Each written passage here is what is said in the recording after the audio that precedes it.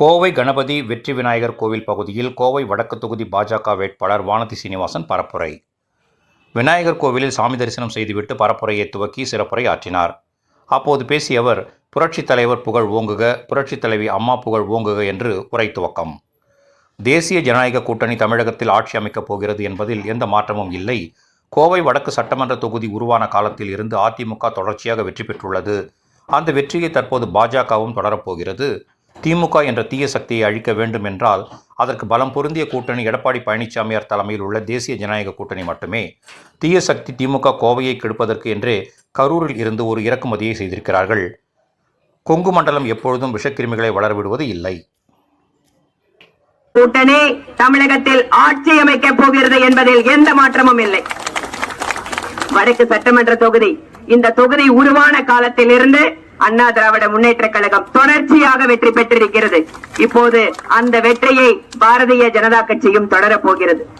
தீய சக்தி திமுகவை அழைத்தொழிக்க வேண்டும் என்றால் அதற்கு பலம் பொருந்திய கூட்டணி, ஒரே கூட்டணி அண்ணன் எடப்பாடி பழனிசாமி அவர்கள் தலைமையில் உள்ள இந்த தேசிய ஜனநாயக கூட்டணி மட்டுமே.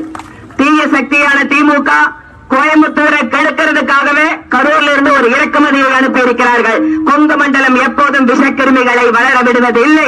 கொங்கு மண்டலத்துக்கென்று தனியான வரலாறு இருக்கிறது. ஆக கடந்த முறை போலவே இந்த முறையும் 10க்கு 10 என்று கொங்கு மண்டல தளபதி திரு SP வேலுமணி அவர்களுடைய தலைமையை மீண்டும் இந்த மக்கள் அடையாளம் காட்டுவார்கள், நிரூபித்து காட்டுவார்கள் என கூறி இந்த நம்முடைய பிரச்சாரம் வெற்றிகரமாக துவங்கி இருக்கிறது. இந்த பிரச்சாரத்தினுடைய துவக்க விழாவிற்கு வந்திருக்கின்ற உங்கள் ஒவ்வொருவருக்கும் என்னுடைய நன்றி.